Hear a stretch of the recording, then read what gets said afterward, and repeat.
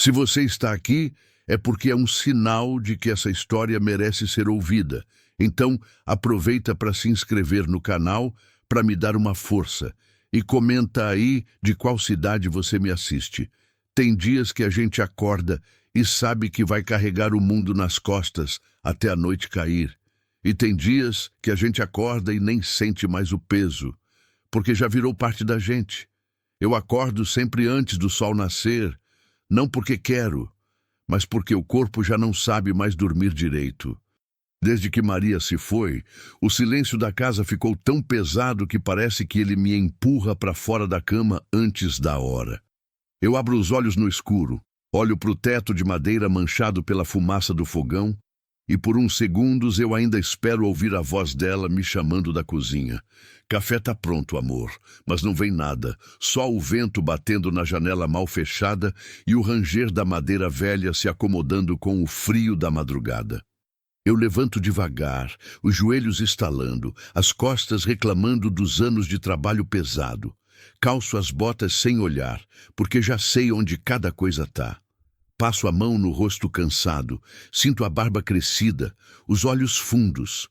No espelho quebrado perto da porta, eu vejo um homem que não reconheço mais. Cabelo grisalho, pele curtida pelo sol, olhar apagado. Um homem que ficou velho rápido demais. A fazenda não é grande, não é dessas que aparece em revista. É uma propriedade simples, herdada do meu pai, que herdou do pai dele. 60 e poucos hectares de pasto, mata fechada nos fundos, um riacho que corta a divisa, currais de madeira velha, um galpão onde guardo ferramentas e ração, e a casa. Uma construção de tijolo aparente, telhado de barro, varanda estreita com 2 cadeiras de balanço que ninguém mais usa. Maria adorava sentar ali no fim da tarde, com uma xícara de café na mão, olhando o sol descer atrás do morro. Ela dizia que aquela hora do dia era a mais bonita, que Deus pintava o céu só pra gente. Eu nunca mais sentei naquela cadeira. Saio pra varanda e o ar gelado da madrugada me bate no peito. Ainda tá escuro, mas já dá para ver o contorno das árvores recortado contra o céu que começa a clarear no horizonte. O cheiro de terra úmida, misturado com esterco e capim, se espalha no ar. É um cheiro que eu conheço desde criança. Um cheiro que deveria trazer conforto, mas só traz lembrança. Os cachorros vêm correndo, abanando o rabo, lambendo minha mão. Tenho 3 vira-latas. O Trovão, o mais velho, caramelo desbotado e manco de uma pata. A Estrela, cadela preta com uma mancha branca no peito. E o Fumaça, o mais novo, cinza, esperto, sempre farejando tudo. Eles dormem embaixo da varanda e acordam no mesmo horário que eu, como se tivessem relógio interno. Bom dia, turma, eu murmuro, coçando a cabeça do Trovão. Ele olha para mim com aqueles olhos castanhos, cheios de lealdade. Cachorro não cobra nada da gente, só fica ali, presente, fiel. Atravesso o terreiro de terra batida até o galinheiro. As galinhas já estão ciscando, cacarejando baixinho. Jogo milho no chão, encho o bebedouro, recolho meia dúzia de ovos ainda quentes. Volto para casa e acendo o fogo no fogão a lenha. A fumaça sobe grossa, o cheiro de madeira queimando invade a cozinha. Boto água para ferver. Preparo o café no coador de pano, frijo 2 ovos na banha, esquento o resto do arroz de ontem. Sento na mesa sozinho. Mastigo devagar, sem pressa, sem gosto. A comida desce porque precisa descer, não porque eu tô com fome. Faz 2 anos que eu não sinto fome de verdade. Fome do corpo eu ainda sinto, mas fome de viver, essa sumiu junto com ela. Maria morreu num acidente idiota. Dessas coisas que a gente nunca imagina que pode acontecer. Ela tinha ido na vila buscar remédio para o Trovão, que estava com uma ferida infeccionada na pata. Voltando para casa, na estrada de chão, um caminhão perdeu o freio na descida. Bateu de frente no nosso carro velho. Ela morreu na hora. Eu estava no pasto, consertando cerca, quando o vizinho apareceu correndo, gritando meu nome. Eu ainda lembro do jeito que ele olhou para mim, como se tivesse com medo de falar, e quando falou, o mundo desabou. Eu enterrei Maria no cemitério da vila, embaixo de um ipê amarelo que ela sempre disse que era bonito. Fiquei 3 dias sem comer, sem dormir, sem falar com ninguém. Os vizinhos apareciam, traziam comida, tentavam consolar, mas o que eles iam falar? Que era vontade de Deus, que ela estava num lugar melhor, que o tempo ia curar? Mentira. O tempo não cura. O tempo só ensina a gente a conviver com o buraco. E o buraco nunca fecha. Depois do café, eu saio para o trabalho. A rotina é sempre a mesma. Vou até o curral, confiro o gado. Tem umas 30 cabeças, nada de especial. Gado mestiço, de corte, que eu vendo uma vez por ano para pagar as contas e sobreviver. Eles estão espalhados pelo pasto, alguns deitados, ruminando, outros em pé, olhando para lugar nenhum. Eu conto, confiro se nenhum está mancando, se tem algum sinal de doença, de cobra, de arame farpado. Tudo certo. Volto para o galpão, pego a enxada, vou capinar o quintal. O mato cresce rápido demais. Parece que a natureza quer engolir tudo que é feito por mão humana. Eu suo, o sol esquenta as costas, a terra vermelha gruda nas botas, o suor desce pela testa, arde nos olhos. Eu limpo com as costas da mão e continuo. Enxada para cima, enxada para baixo. O ritmo é mecânico, hipnótico, quase meditativo. É nessa hora que eu penso nela. Maria era pequena, magra, morena, cabelo preto preso num rabo de cavalo. Tinha sorriso fácil, voz mansa, jeito calmo. Ela não falava muito, mas quando falava, as palavras dela tinham peso. Ela nasceu e cresceu na fazenda vizinha, filha de um sitiante pobre que morreu quando ela ainda era moça. A gente se conheceu numa festa junina na vila. Eu tinha 22 anos, ela 19. A gente dançou uma música só, quadrilha. Eu pisei no pé dela 3 vezes. Ela riu. Você não sabe dançar não, moço? Só sei trabalhar, eu respondi sem jeito. Então você serve. 3 meses depois a gente casou. Casamento simples na igreja da vila, padre apressado, meia dúzia de convidados, bolo feito pela madrinha dela. A gente não tinha quase nada, mas tinha um ao outro, e isso bastava. Maria sempre quis ter filho. A gente tentou por anos. Ela engravidou 2 vezes e perdeu as 2. Na segunda vez, o médico disse que ela não podia mais, que o corpo dela não aguentava. Eu vi a tristeza dela e nunca mais tocamos no assunto. A gente aprendeu a viver só nós dois. E era bom, era simples, era nosso. Até o dia que não foi mais. Paro de capinar, limpo o suor da testa, olho para o céu azul sem nuvem. O sol já está alto, deve ser quase meio-dia. Eu volto para casa, lavo as mãos na bica, bebo água direto da cuia de metal. A água está gelada, fresca, desce queimando a garganta. Almoço sozinho de novo. Arroz, feijão, um pedaço de carne seca refogada.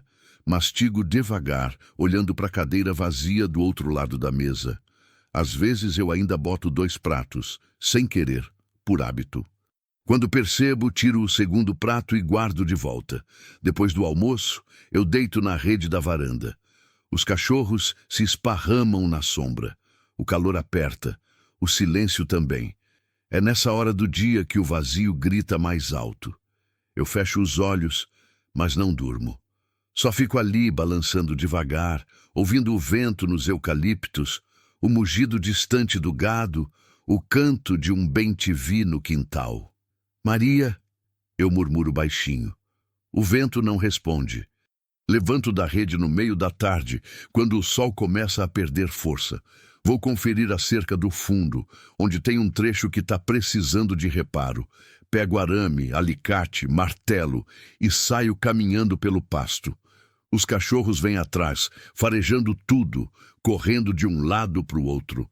A cerca está cedendo em 2 postos, madeira podre, arame frouxo. Eu troco os postos, estiro o arame, prego de novo. O trabalho é duro, mas eu gosto.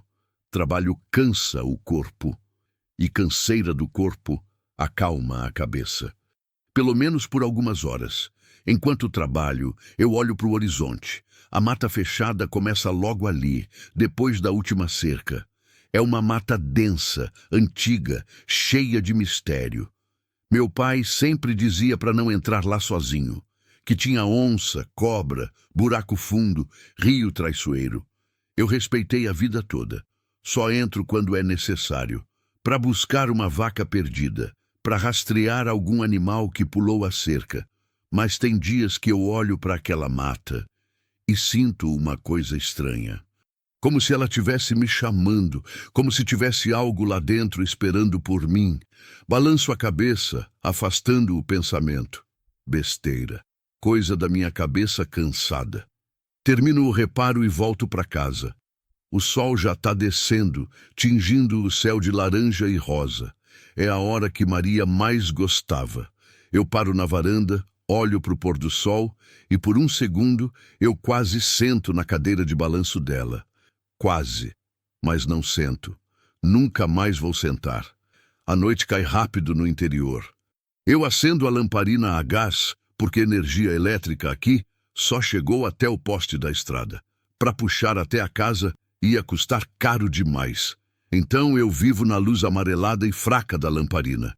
Esquento o resto da comida, como em pé mesmo, perto do fogão. Os cachorros ganham os ossos, eles roem felizes, batendo o rabo no chão. Eu saio de novo para a varanda, sento no degrau de cimento, acendo um cigarro. Não fumo muito, mas à noite eu fumo. É o único vício que eu me permito. O único jeito de preencher o tempo até o sono chegar. O céu está cheio de estrelas, mais estrelas do que qualquer cidade consegue ver. A Via Láctea se espalha como um rio brilhante no meio do céu. Maria dizia que cada estrela era uma alma que Deus guardou, que quando a gente morria, virava estrela. "Cê tá aí, Maria?" Eu pergunto baixinho, olhando para o céu. Nenhuma estrela pisca diferente. Eu trago fundo a fumaça do cigarro, solto devagar. O silêncio da noite é profundo, pesado, quase sólido. Só quebrado pelo canto dos grilos, pelo coachar distante de um sapo, pelo farfalhar das folhas quando o vento passa. E então eu ouço um som diferente, distante, mas claro, um rugido, grave, rouco, prolongado. Onça. Eu congelo. O cigarro para no ar. Os cachorros levantam as orelhas, tensos. O trovão rosna baixinho. A estrela se aproxima de mim, colada na minha perna. O fumaça late uma vez, nervoso. Eu fico parado, escutando. O rugido não se repete, mas eu sei o que ouvi. Eu conheço esse som. Já ouvi antes, algumas vezes de longe, no fundo da mata, mas nunca tão perto, nunca tão claro. "Quietos!" Eu sussurro para os cachorros. Eles obedecem, mas continuam alerta, olhando para a direção da mata. Eu apago o cigarro no chão, levanto devagar, entro em casa. Pego a espingarda velha que fica pendurada atrás da porta. Ela era do meu pai. Calibre 20. Não uso faz anos, mas está sempre carregada, por precaução. Volto para a varanda segurando a arma, olhando para o escuro. A lua ainda não nasceu. A noite está fechada. Só consigo ver os contornos das árvores recortados contra o céu estrelado. Nada se move. Nada faz barulho. Só o vento e o silêncio. Mas eu sei que tem algo lá. Observando, esperando. Eu fico ali parado por quase meia hora. Depois, respiro fundo e volto para dentro. Fecho a porta, tranco, encosto a espingarda na parede perto da cama. Deito de roupa mesmo, botas no chão, pronto para levantar rápido se precisar. Os cachorros se deitam do lado de fora, embaixo da janela. Eu fecho os olhos, mas o sono não vem fácil. Fico pensando no rugido, na onça, no que ela estava fazendo tão perto da casa. Onça não chega perto de gente sem motivo. Ou tá com fome, ou tá acuada, ou tá protegendo alguma coisa. Eu me viro na cama, olho pro teto escuro. "Maria, se você tá aí, me protege, vai!" Eu murmuro. O vento bate na janela e eu finalmente adormeço. Acordei com o trovão latindo. Não era um latido comum. Era aquele latido rouco, nervoso, cheio de alerta. O tipo de latido que ele só dava quando tinha algo errado. Pulei da cama ainda zonzo, o coração batendo rápido, e fui até a janela. O céu estava começando a clarear, aquela luz cinza e fria da madrugada que vem antes do sol nascer. Os 3 cachorros estavam parados no terreiro, olhando fixo para a direção do pasto. O pelo do Fumaça estava arrepiado. A Estrela andava para frente e para trás, inquieta. O Trovão continuava latindo, mas sem sair do lugar, como se tivesse medo de avançar. Calcei as botas, peguei a espingarda e saí. O ar estava gelado, úmido, com cheiro de orvalho e terra molhada. Eu atravessei o terreiro devagar, olhando para os lados, tentando ver o que os cachorros tinham visto. Mas não havia nada. Só o pasto vazio, o capim balançando com o vento e o contorno escuro da mata no fundo. "O que foi, Trovão?" perguntei baixinho. Ele parou de latir, mas continuou olhando. As orelhas em pé, o corpo tenso. Eu fiquei ali parado por alguns minutos, esperando. Nada aconteceu, mas a sensação de que algo estava errado não passava. Era como se o ar tivesse ficado mais pesado, como se a própria fazenda tivesse mudado de tom durante a noite. Voltei para dentro, preparei o café, mas não consegui comer nada. O estômago estava embrulhado. Aquele rugido da noite anterior ainda ecoava na minha cabeça. E agora os cachorros tinham visto algo, ou sentido. Onça tem cheiro forte, cheiro de bicho grande, de predador. Cachorro sente de longe. Depois do café, resolvi fazer a ronda cedo. Precisava conferir o gado, ver se estava tudo certo. Onça ataca gado quando está com fome, e eu não podia perder nenhuma cabeça, não agora, que o dinheiro já estava curto. Selei o cavalo, um alazão velho chamado Relâmpago, que eu tinha há mais de 15 anos, e saí para o pasto. Os cachorros vieram junto, mas mantinham distância do cavalo, ainda nervosos. Relâmpago também estava estranho. Bufava mais que o normal. Sacudia a cabeça, as orelhas virando para todos os lados. "Calma, velho", eu disse, passando a mão no pescoço dele. "Calma." Mas ele não se acalmava. Encontrei o gado espalhado pelo pasto, alguns deitados ruminando, outros em pé, olhando para mim com aquela cara pachorrenta de bicho tranquilo. Contei as cabeças, todas presentes, nenhuma machucada, nenhuma faltando. Mas enquanto contava, percebi algo estranho. Eles estavam todos agrupados num canto só do pasto, longe da cerca do fundo, longe da mata. Gado não faz isso sem motivo. Eles se espalham naturalmente procurando o melhor pasto, a melhor sombra. Mas ali estavam todos juntos, como se tivessem fugido de algo. Meu peito apertou. Toquei o Relâmpago para frente, em direção à cerca do fundo. Ele resistiu. Empacou, relinchou baixinho, nervoso. Eu insisti, firme nas rédeas, e ele obedeceu, mas a contragosto. Os cachorros pararam de me seguir, ficaram para trás, olhando de longe. Eu continuei sozinho. Quando cheguei perto da cerca, vi pegadas grandes, fundas, recentes, pegadas de onça. Eu desci do cavalo, amarrei ele num poste, me abaixei para examinar melhor. As marcas eram nítidas na terra úmida. 4 dedos grandes, garra marcada, pisada profunda. Onça pintada, grande, talvez uma fêmea adulta, pesada. Segui as pegadas com os olhos. Elas vinham de dentro da mata, atravessavam por baixo da cerca, num ponto onde o arame estava mais alto, formando um vão, e seguiam paralelas ao pasto, rente à divisa, até sumirem de novo na direção da mata. Mas não era só isso. Havia outras marcas. Marcas de arrasto, como se algo pesado tivesse sido puxado pelo chão. Galhos quebrados, capim amassado e manchas escuras na terra. Sangue. Minha respiração falhou. Merda. Eu me levantei rápido, olhei ao redor, o coração batendo descompassado. A espingarda suando na minha mão. O silêncio ao redor era absoluto. Nem passarinho cantava, nem cigarra chiava. Era como se a própria natureza tivesse segurado a respiração. Eu sabia que não devia seguir aquelas marcas. Sabia que entrar na mata sozinho, atrás de uma onça, era burrice, era perigo, era procurar morte, mas algo dentro de mim, algo que eu não conseguia explicar, me empurrava para frente. Talvez fosse curiosidade, talvez fosse teimosia, ou talvez fosse outra coisa, algo maior, algo que eu não compreendia ainda. Voltei até o relâmpago, peguei a corda que estava amarrada na sela, conferi a munição da espingarda. 2 balas. Respirei fundo. Olhei para trás, para o pasto, para a casa no horizonte. Pensei em voltar, deixar para lá, chamar alguém, avisar a polícia, o Ibama, alguém. Mas eu não voltei. Passei por baixo do arame, entrei na mata e segui as marcas. A mata fechada é outro mundo.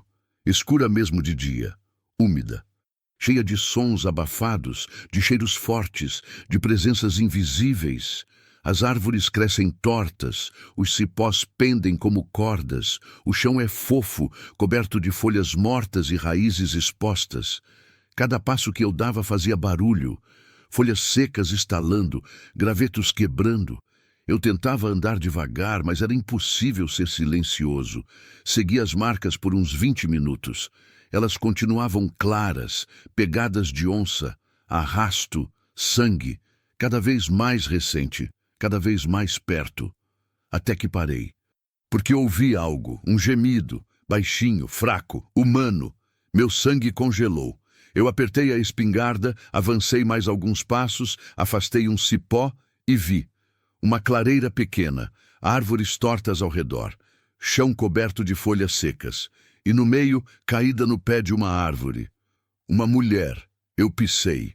Achei que estava vendo errado, mas não estava.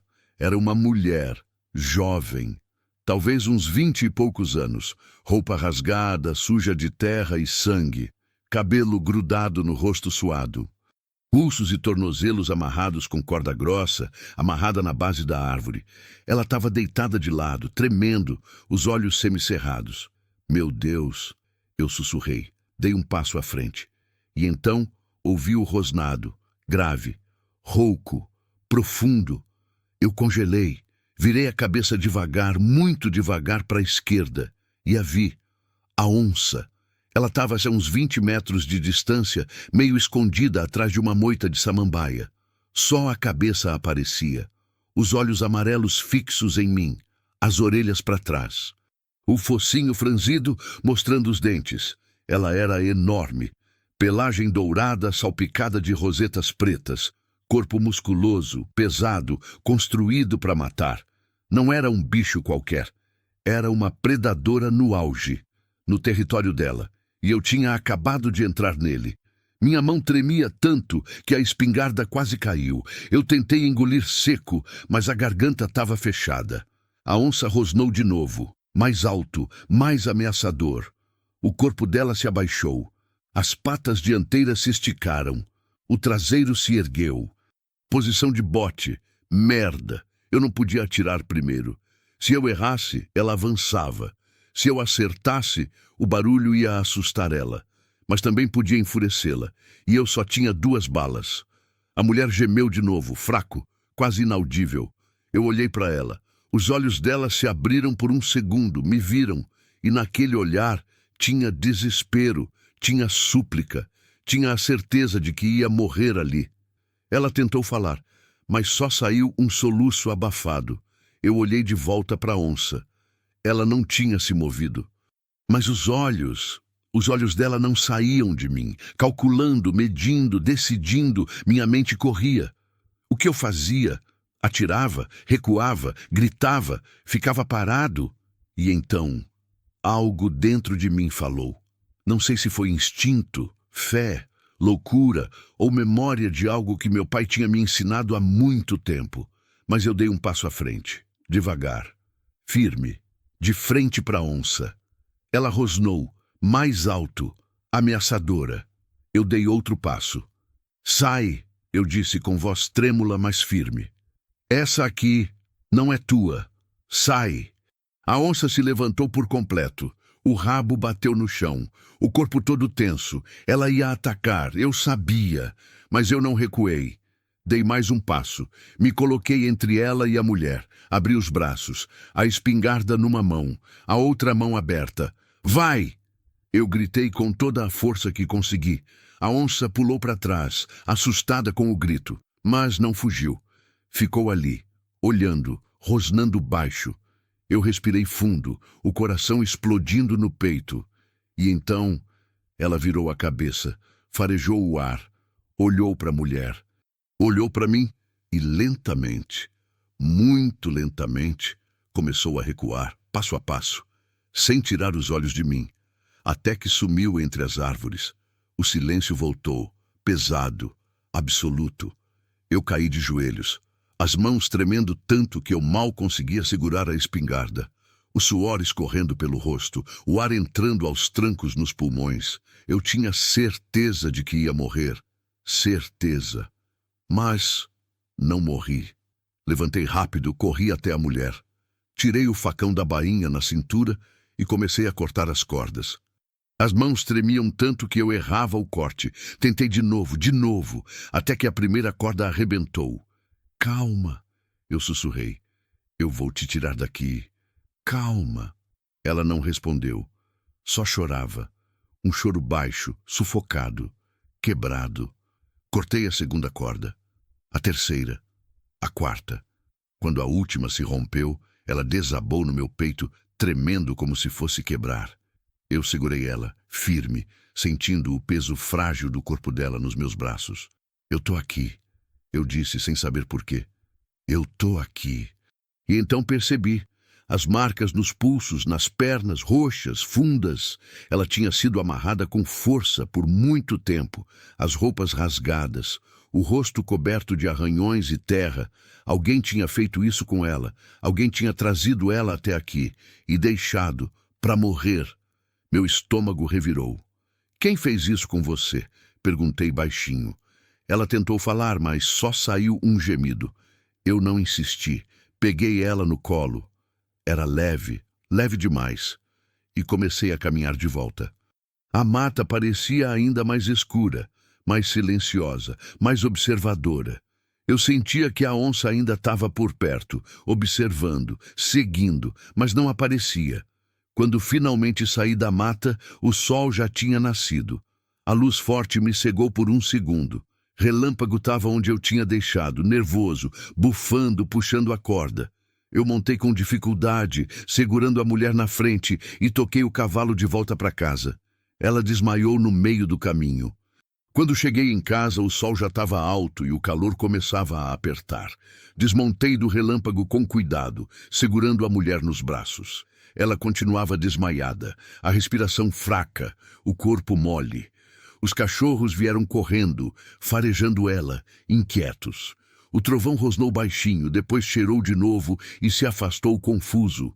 Levei ela para dentro, coloquei na minha cama, a única da casa, e cobri com o cobertor limpo que estava dobrado na cadeira.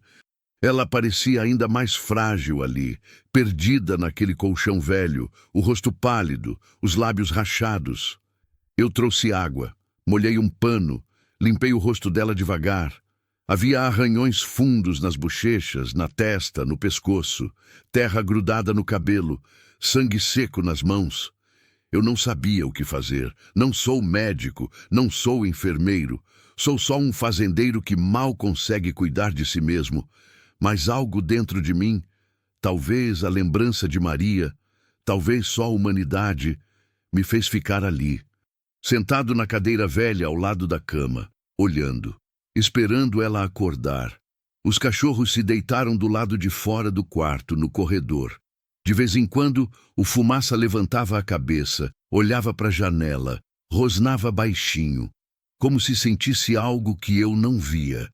A mulher dormiu o dia inteiro. Eu me levantava de vez em quando, molhava o pano de novo, limpava o suor da testa dela. Tentei dar água. Ela engoliu um pouco, tossiu, voltou a desmaiar. Eu não sabia se devia chamar alguém. A vila ficava a quase 1 hora de distância. Não tinha telefone na fazenda, não tinha vizinho perto. E Eu não queria sair e deixar ela sozinha.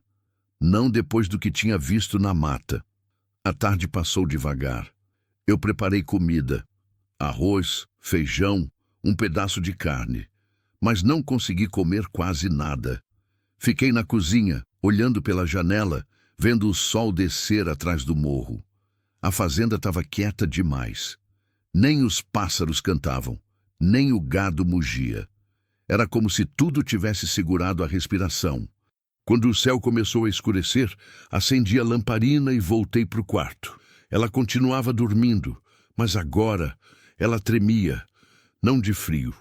A noite estava quente, mas ela tremia como se tivesse pesadelo. Os olhos se mexiam embaixo das pálpebras. A boca se contorcia, as mãos se fechavam, abriam, fechavam de novo. Não, ela murmurou, a voz fraca e embargada. Não, por favor. Eu me inclinei para frente, segurei a mão dela. Ei, você está segura? Ninguém vai te machucar aqui. Ela não acordou. Mas a mão dela apertou a minha, forte, desesperada, como se tivesse se agarrando à única coisa real. Eu fiquei assim, segurando a mão dela, sentindo o aperto, sentindo a vida tremendo naqueles dedos finos. E, de repente, uma memória me atingiu. Maria, no hospital, antes de morrer. Não. Espera, Maria não morreu no hospital. Morreu no acidente. Mas então, por que eu estava lembrando dela numa cama? Segurando a mão dela? Vendo ela tremer? Balancei a cabeça, afastando a confusão. Memórias misturadas. Cansaço. Falta de sono. Soltei a mão da mulher devagar e saí do quarto. Precisava de ar. Fui até a varanda, acendi um cigarro, olhei para o céu. A lua cheia estava nascendo, enorme, alaranjada, iluminando o pasto inteiro. Tudo parecia irreal. Como se eu tivesse entrado num sonho e não conseguisse mais acordar. Os cachorros estavam inquietos. Andavam de um lado para o outro, olhando para a mata, rosnando baixo. O trovão latiu uma vez. Parou.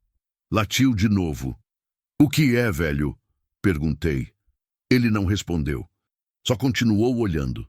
Eu segui o olhar dele e vi, no meio do pasto, perto da cerca, iluminado pela lua, uma sombra, grande, parada, observando. Meu coração disparou. A onça, era ela. Eu tinha certeza. Ela estava ali, parada, olhando para casa. Entrei correndo, peguei a espingarda, voltei para a varanda, mas quando olhei de novo, nada. A sombra tinha sumido. Eu respirei fundo, o peito apertado. Será que eu tinha imaginado? Será que era só um galho, uma pedra, o cansaço me fazendo ver coisas? Mas os cachorros continuavam agitados, e cachorro não late para a sombra. Fiquei na varanda por quase 1 hora, vigiando, esperando, mas nada mais apareceu. Quando finalmente voltei para dentro, a mulher estava acordada. Ela estava sentada na cama, as costas apoiadas na parede, os joelhos encolhidos contra o peito, os olhos arregalados, olhando para a porta como se esperasse algo entrar. Ei, calma, eu disse devagar, levantando as mãos. Você está segura, eu não vou te machucar. Ela me olhou. Os olhos castanhos, fundos, cheios de medo. Ela abriu a boca, tentou falar, mas só saiu um sussurro rouco. Onde eu tô? Na minha casa, na minha fazenda. Eu te trouxe da mata. Você estava... Eu pausei, sem saber como dizer. Você estava amarrada. Alguém te deixou lá. Os olhos dela se encheram de lágrimas. Ela abaixou a cabeça, apertou os joelhos contra o peito e começou a chorar. Um choro baixo, quebrado, dolorido. Eu não sabia o que fazer. Nunca fui bom com palavras, nunca soube consolar ninguém.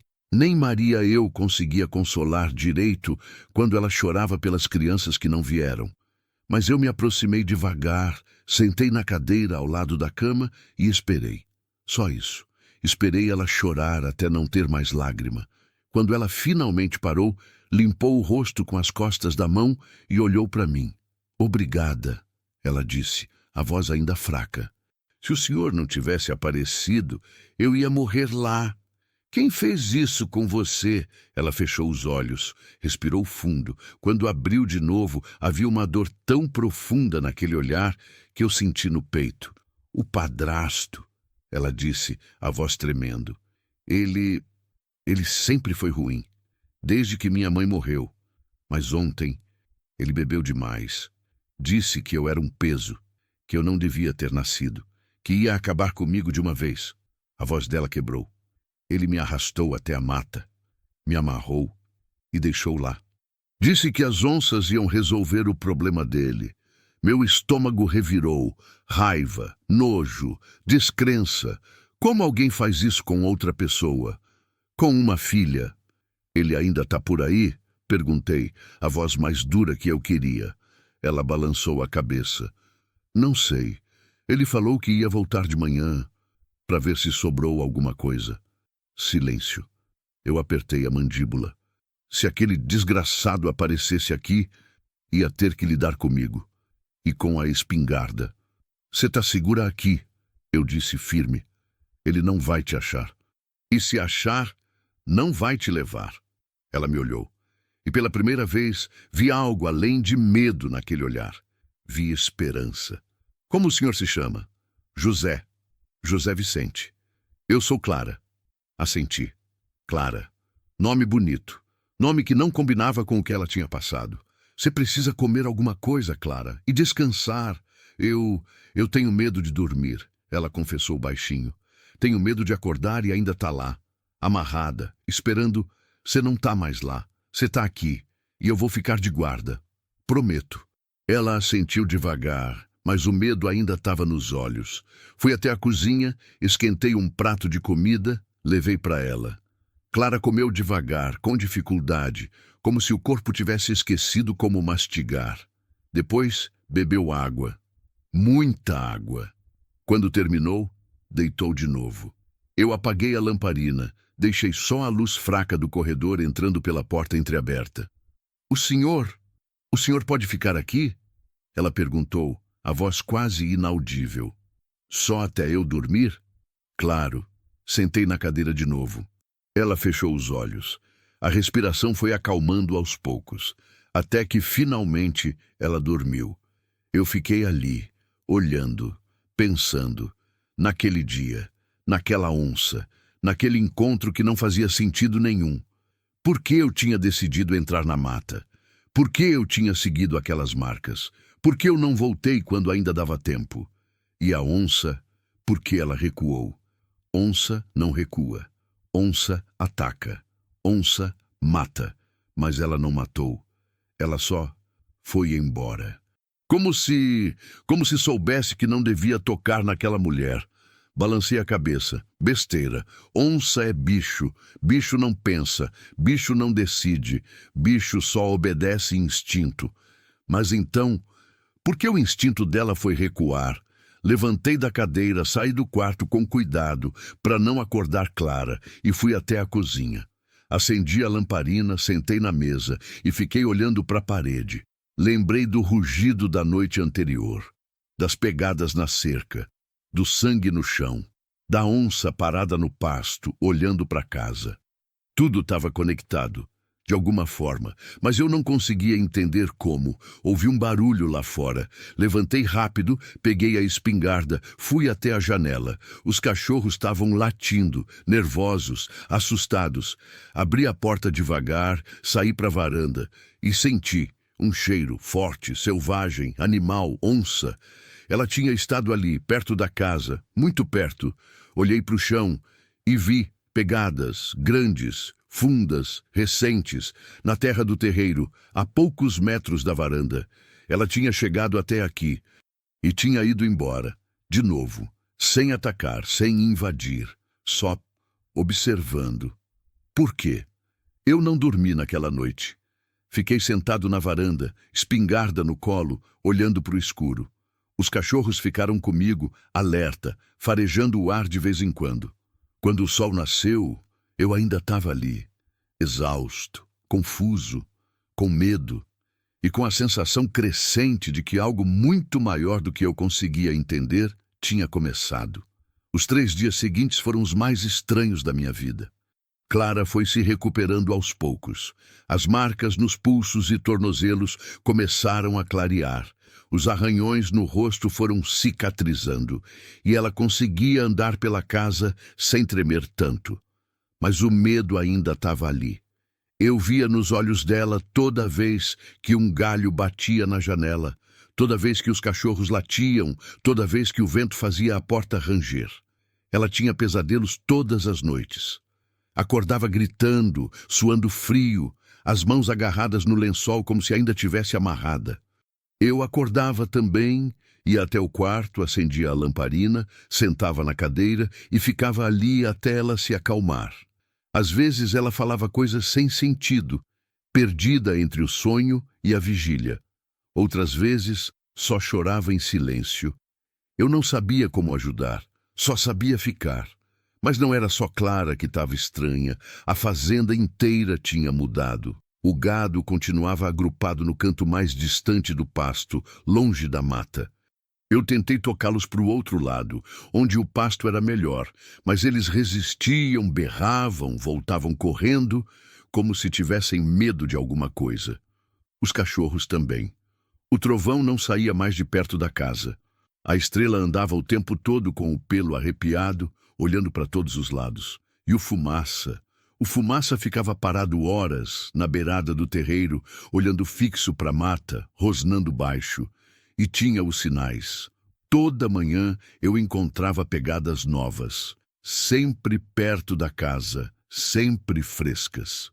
A onça estava vindo todas as noites, andando ao redor da casa, observando, mas nunca entrava, nunca atacava, só vigiava. Eu não entendia. Onça não faz isso, onça não vira vigia, onça caça, onça mata, onça some, mas essa ficava. E tinha mais. Objetos fora do lugar. No segundo dia, acordei e a porteira do curral estava aberta. Eu tinha certeza que tinha fechado na noite anterior. Certeza absoluta.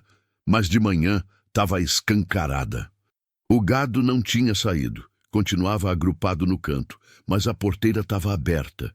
No terceiro dia, encontrei a enxada que eu tinha deixado encostada no galpão, no meio do terreiro, longe, como se alguém tivesse pegado e deixado ali de propósito.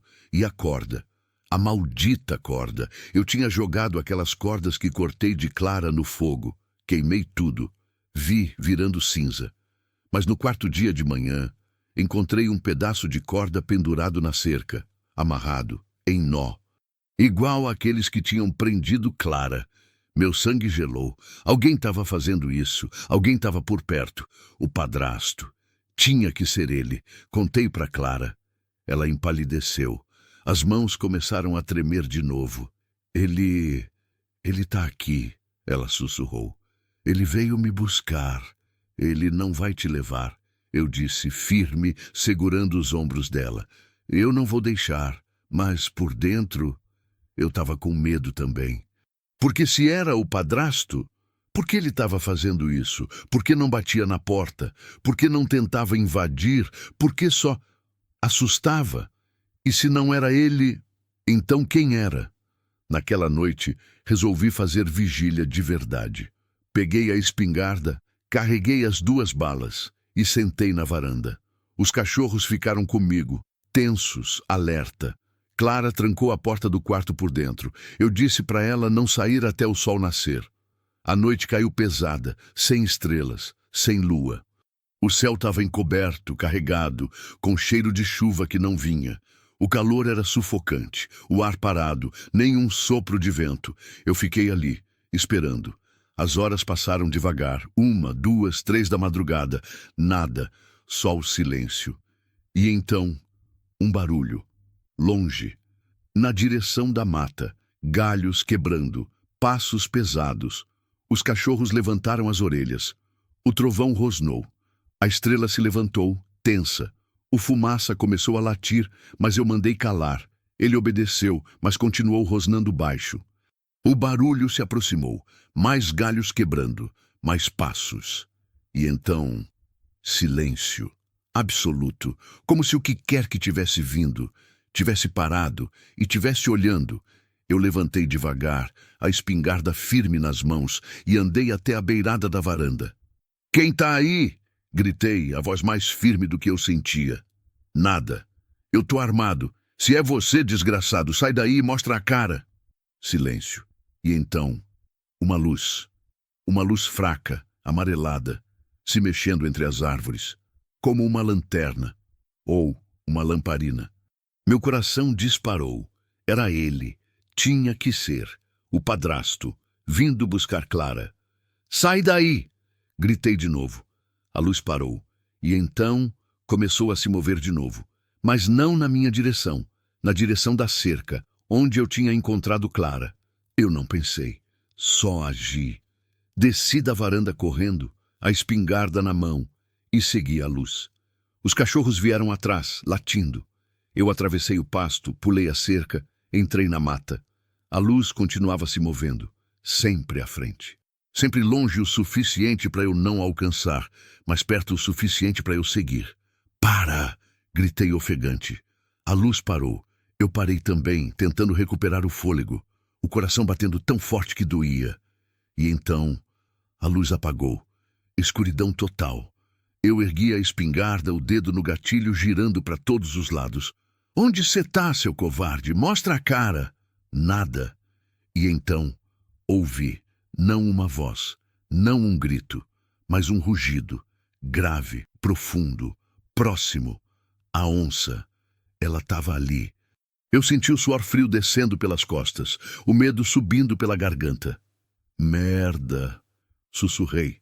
Os cachorros pararam de latir. Ficaram parados, tensos, olhando para algum lugar que eu não conseguia ver. E então, eu vi 2 olhos, brilhando no escuro, amarelos, reflexivos, fixos em mim. A onça. Ela estava a poucos metros de distância, parada, observando. Minha mão tremia tanto que eu mal conseguia segurar a arma. "Sai!" eu disse, a voz falhando. "Sai daqui!" Ela não se mexeu, só ficou ali, olhando, e então ela se virou e começou a andar, não para longe, mas numa direção específica, como se quisesse que eu seguisse. Eu sei que parece loucura, mas eu vi ela olhar para mim, vi ela andar e parar e olhar de novo, esperando, como se tivesse me chamando. Eu não devia ter seguido. Todo instinto gritava para eu voltar, para casa, para segurança. Mas algo mais forte me puxou para frente. Segui a onça. Ela andava devagar, sempre olhando para trás, sempre esperando eu acompanhar. Os cachorros não vieram. Ficaram para trás, assustados demais para me seguir. Andamos por vários minutos, cada vez mais fundo na mata, até que ela parou. E eu vi uma clareira, pequena, escondida, iluminada apenas pela pouca luz que filtrava das nuvens. E no meio da clareira, um homem, caído, deitado de bruços, imóvel. Meu coração quase parou. Me aproximei devagar, a espingarda apontada. "Ei!" chamei. Nada. Cheguei mais perto, virei o corpo com o pé e reconheci. Era um homem de uns 50 anos, barba por fazer, roupa suja, fedendo a cachaça. Tinha uma faca presa no cinto e uma corda enrolada no ombro. O padrasto. Tinha que ser, mas ele estava morto. Me abaixei, encostei a mão no pescoço dele. Pulso fraco, mas presente. Ele estava vivo, desmaiado, ou bêbado, ou... Vi então as marcas, arranhões profundos no braço, no peito, rasgos na roupa, sangue seco, garras. A onça tinha atacado ele, mas não tinha matado, só marcado e deixado ali. Eu olhei ao redor procurando a onça. Ela estava ali, a poucos metros, sentada, olhando, como se tivesse esperando que eu encontrasse, como se tivesse trazido ele para mim. Minha cabeça girava. Nada disso fazia sentido. Onça não faz isso. Onça não guarda presa. Onça não guia humano. Mas essa fez. O homem gemeu. Começou a acordar. Eu dei um passo para trás, a espingarda apontada para ele. Os olhos dele se abriram devagar, confusos, assustados. Quando me viu, ele tentou se levantar. "Fica onde está", Eu ordenei, a voz dura. Ele congelou, olhou para a espingarda, para mim, e entendeu. Quem é você? Ele perguntou, a voz arrastada. Sou o homem que salvou a moça que você deixou para morrer. O rosto dele mudou, medo, raiva, desespero. Aquela vagabunda, onde ela tá? Eu sentia a raiva subindo, raiva como eu não sentia faz anos. Se amarrou sua própria enteada numa árvore, deixou ela para ser comida por onça. Que tipo de monstro faz isso? Ele cuspiu no chão. Ela não presta, nunca prestou, igual à mãe. Eu só estava resolvendo o problema. Meu dedo apertou o gatilho. Só um pouco. Só o suficiente para sentir a resistência. Seria tão fácil. Um tiro. E o mundo ficaria melhor sem ele. Clara ficaria livre, para sempre. Ninguém ia saber. Ninguém ia procurar. Só eu e a mata e a onça. Vai atirar? Ele perguntou, a voz tremendo agora. Vai me matar? Eu olhei para ele. Para o monstro bêbado e patético tremendo no chão. E então olhei para a onça. Ela continuava ali, sentada, observando. Os olhos amarelos fixos em mim. Como se esperasse minha decisão. Como se soubesse que esse era o momento. Minha mão tremeu. Pensei em Maria, no que ela diria. Ela sempre foi melhor que eu. Sempre teve mais fé, mais compaixão. Vingança não traz paz, José. Só traz mais dor. Respirei fundo. Abaixei a arma. Levanta, eu disse. Ele piscou confuso. O quê? Levanta. Ele obedeceu, trôpego, segurando o braço ferido. Você vai andar na minha frente, de volta para a fazenda.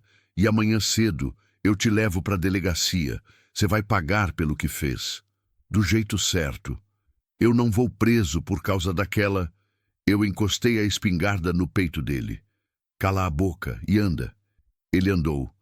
Eu segui atrás, a arma sempre apontada. A onça nos acompanhou, durante todo o caminho, silenciosa, invisível. Mas eu sentia a presença dela, até que saímos da mata. Olhei para trás. Ela estava na beirada, parada, olhando. Nossos olhos se encontraram, e então ela se virou e sumiu. E eu soube naquele momento que nunca mais ia vê-la. Amanheci o padrasto no galpão. Amarrei ele num poste com a mesma corda que ele tinha usado em Clara. Aquele pedaço que eu tinha encontrado na cerca. Parecia justo. Ele passou a noite ali, gemendo, reclamando da dor no braço, pedindo água, pedindo para soltar. Eu não dei atenção. Só tranquei a porta e voltei para casa. Clara estava acordada, esperando na cozinha. Quando me viu entrar, os olhos dela se arregalaram. O senhor está bem? Perguntou, se levantando rápido. Tô, respondi cansado. E você também vai ficar. O que aconteceu? Eu ouvi os cachorros latindo, ouvi o senhor gritar, pensei que... Ela não terminou. Só ficou me olhando, esperando. Sentei na cadeira, respirei fundo e contei tudo. A luz na mata, a perseguição, a onça, o padrasto caído, as marcas de garra. A escolha que eu tive que fazer. Quando terminei, Clara estava chorando. Mas não era choro de medo. Era outra coisa. Alívio, talvez. Ou gratidão. Ou só o peso de tudo finalmente caindo. Ele tá preso? Ela perguntou, limpando as lágrimas. Tá. No galpão. Amanhã cedo eu levo ele para a vila, para a delegacia. Ele vai responder pelo que fez. Ela assentiu, mas não disse nada. Ficou ali parada, olhando para as próprias mãos, processando. O senhor não precisava ter feito isso, ela disse por fim a voz baixa. Não precisava me salvar, arriscar a vida, perseguir ele. Você não me conhece. Eu sou ninguém. Eu olhei para ela, para o rosto magro, marcado, mas que começava a recuperar cor. Para os olhos que ainda tinham medo, mas também começavam a ter esperança. Cê não é ninguém, eu disse, firme. Cê é alguém, e alguém não merece morrer amarrado numa árvore. Ela soluçou, levou as mãos ao rosto e chorou de novo. Eu não sabia o que fazer. Nunca fui bom com choro, mas me levantei, fui até ela e coloquei a mão no ombro dela, devagar, como se ela fosse quebrar. Você tá segura agora, Clara? Prometo. Ela assentiu, ainda chorando, e sem pensar. Me abraçou. Foi um abraço apertado, desesperado, de quem tinha esquecido o que era sentir proteção, de quem tinha vivido tanto tempo com medo que não sabia mais o que era viver sem ele. Eu fiquei ali, deixando ela chorar, sentindo o peso daquele abraço. E pela primeira vez em 2 anos, eu senti algo além de vazio. No dia seguinte, logo cedo, preparei o cavalo e a carroça velha que estava parada no galpão fazia meses. Coloquei o padrasto na caçamba, ainda amarrado. Ele tentou argumentar, ameaçar, negociar. Eu ignorei tudo. Clara quis ir junto. Disse que precisava ver ele sendo entregue, que precisava saber que tinha acabado de verdade. Eu entendi. A viagem até a vila levou mais de 1 hora. O sol já estava quente quando chegamos. As pessoas olhavam curiosas para a carroça, para o homem amarrado, para a moça sentada do meu lado. Mas ninguém perguntou nada. No interior, as pessoas aprendem cedo a não se meter. Parei em frente à delegacia. Um prédio pequeno, de tijolo, com uma porta de madeira descascada e um ventilador velho girando na janela. Entrei, arrastando o padrasto pela corda. O delegado era um homem baixo, barrigudo, de bigode grosso e olhar cansado. Ele levantou a sobrancelha quando me viu. José Vicente, que surpresa! Faz tempo que você não aparece por aqui. O que traz você? Esse homem, eu disse, empurrando o padrasto para frente. Ele tentou matar a enteada, amarrou ela numa árvore no meio da mata, deixou para ser comida por onça. Eu encontrei ela ainda viva. O delegado piscou, olhou para o homem, para mim, para Clara, que tinha entrado atrás. É verdade isso, moça? Clara assentiu, a voz firme. É, tudo. Ele me arrastou para a mata, me amarrou e disse que eu ia morrer ali. Se não fosse o seu José, eu não estaria aqui. O padrasto tentou falar, gaguejar alguma desculpa, mas o delegado levantou a mão. Cala a boca. Ele olhou para mim. Tem provas? As marcas nos pulsos e tornozelos dela. As cordas que eu cortei. E isso? Mostrei o pedaço de corda que eu tinha trazido. Ele voltou. Tentou assustar ela de novo. Deixou isso na minha cerca. O delegado pegou a corda, examinou e assentiu. Tá bom, vou prender ele. Tentativa de homicídio, maus tratos, ameaça. Ele não sai tão cedo. O padrasto explodiu. Isso é mentira. Ela que... Eu disse para calar a boca. O delegado bateu na mesa. Leva ele. 2 policiais apareceram, pegaram o homem pelos braços e o arrastaram para a cela dos fundos. Ele gritou, esperneou, xingou, mas foi levado. Clara soltou o ar que estava segurando. Eu também. Obrigado, seu José, disse o delegado. Você fez a coisa certa. Assenti. Mas por dentro, eu ainda não tinha certeza. Fazer a coisa certa tinha parecido tão mais fácil quando eu só apertava o gatilho. Voltamos para a fazenda no fim da tarde. Clara estava mais calma, mais leve, como se um peso gigante tivesse saído das costas dela. O que você vai fazer agora? Perguntei enquanto a carroça chacoalhava na estrada de chão. Ela ficou em silêncio por um tempo. Não sei, disse por fim. Não tenho mais ninguém. Não tenho para onde ir. Eu olhei para ela e então, sem pensar muito, falei: "Você pode ficar, se quiser. Na fazenda, tem trabalho sobrando e a casa é grande demais para um homem só." Ela me olhou surpresa. O senhor tá falando sério?" "Tô, mas não por pena. Porque eu preciso de ajuda. A fazenda tá caindo aos pedaços. E você parece ser trabalhadora." Ela sorriu. Pela primeira vez desde que eu a conheci.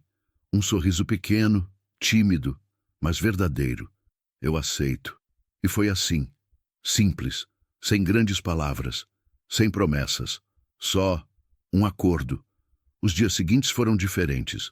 Clara começou a ajudar na casa. Limpava, cozinhava, cuidava das galinhas, ajudava no galpão, trabalhava duro, sem reclamar, como se quisesse provar que merecia estar ali. E eu comecei a me acostumar com a presença dela. A casa não estava mais tão silenciosa. Tinha cheiro de comida de verdade. Tinha conversa na hora das refeições. Tinha riso, baixinho, mas tinha. Os cachorros gostaram dela, especialmente o Trovão, que grudou nela desde o primeiro dia. Ele ficava deitado aos pés dela, enquanto ela costurava ou descascava batatas, como se soubesse que ela também tinha sido machucada e que precisava de proteção. E a fazenda voltou ao normal. O gado se espalhou de novo pelo pasto. Os pássaros voltaram a cantar. Os cachorros pararam de rosnar para a mata.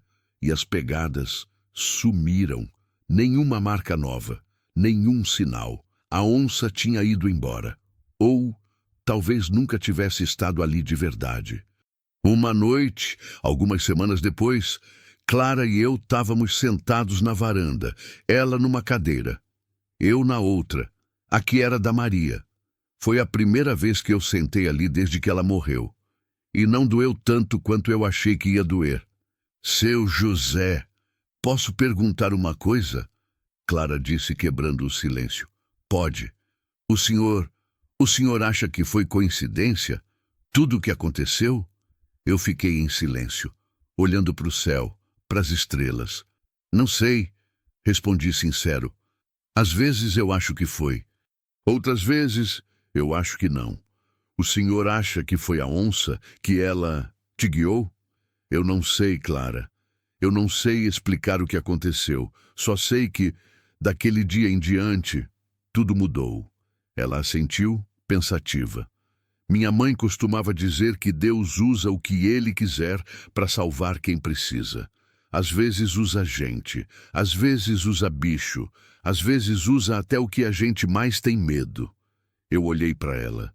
Sua mãe era sábia. Era. Ficamos em silêncio de novo. Um silêncio bom, confortável. E então Clara disse algo que ficou comigo para sempre. Eu acho que a onça não estava lá por mim. Acho que ela estava lá pelo Senhor. Franzi a testa. Por mim? Talvez o Senhor precisasse salvar alguém, para lembrar que ainda valia a pena, que ainda tinha propósito. Meu peito apertou, porque ela estava certa. Desde que Maria morreu, eu tinha vivido no automático. Acordar, trabalhar, dormir, sem sentido, sem razão, só existindo. Mas quando encontrei Clara, quando escolhi ajudar, quando escolhi não apertar o gatilho, eu voltei a sentir algo, voltei a ser humano, voltei a viver. Talvez você tenha razão, eu disse, a voz embargada. Ela sorriu. A gente se salvou, seu José, um ao outro. E ela estava certa. Meses se passaram. Clara ficou, não como empregada, não como hóspede, mas como família. Ela tinha pesadelos às vezes, eu também, mas a gente se ajudava. Eu acordava quando ela gritava. Ela acordava quando eu chorava o nome da Maria. E aos poucos, a dor foi ficando menor. Nunca sumiu, nunca ia sumir, mas ficou suportável. A fazenda prosperou. Clara tinha jeito para lidar com bicho. O gado engordou. As galinhas botaram mais. A horta que ela plantou cresceu forte. E eu voltei a sentar na cadeira da Maria sem sentir culpa. Porque entendi que honrar a memória dela não era ficar preso no passado. Era viver do jeito que ela teria querido que eu vivesse. Uma noite, quase um ano depois, eu estava sozinho na varanda. Clara tinha ido dormir cedo. O céu estava limpo, lua cheia, estrelas infinitas. E então eu ouvi, longe, muito longe, no fundo da mata, um rugido, grave, rouco, inconfundível. A onça, meu coração disparou. Levantei da cadeira, olhei para a direção da mata e por um instante, um breve instante, eu achei que vi uma sombra grande, parada na beirada da mata, olhando. Eu ergui a mão, não sei por quê, talvez para acenar, talvez para agradecer. A sombra ficou ali por mais alguns segundos, e então sumiu. E o rugido não se repetiu. Sentei de novo na cadeira, o coração ainda acelerado, e sorri, porque finalmente entendi. Não importava se a onça era real ou não, não importava se tinha sido Deus, destino, coincidência ou loucura. O que importava era o que tinha acontecido. Eu salvei uma vida e, no processo, salvei a minha também. Hoje, quando acordo de madrugada e olho para o teto, eu não sinto mais o peso do silêncio. Porque a casa não está mais vazia, tem vida, tem propósito, tem futuro. Clara está ali, os cachorros estão ali, a fazenda está ali. E Maria está nas estrelas, olhando, sorrindo, porque ela sabia, sempre soube, que a vida não acaba quando a gente perde alguém. A vida continua, e a gente escolhe, todo dia, se vai continuar com ela, ou se vai ficar para trás. Eu escolhi continuar, e foi a melhor escolha que já fiz. Às vezes, nas noites de lua cheia, eu ainda ouço o rugido distante. E eu sei, ela ainda está lá, a onça, vigiando, protegendo, lembrando que há mistérios no mundo que a gente nunca vai entender, mas que às vezes esses mistérios nos salvam e que a compaixão, mesmo quando custa caro, mesmo quando dói, mesmo quando parece impossível, sempre vale a pena. Sempre.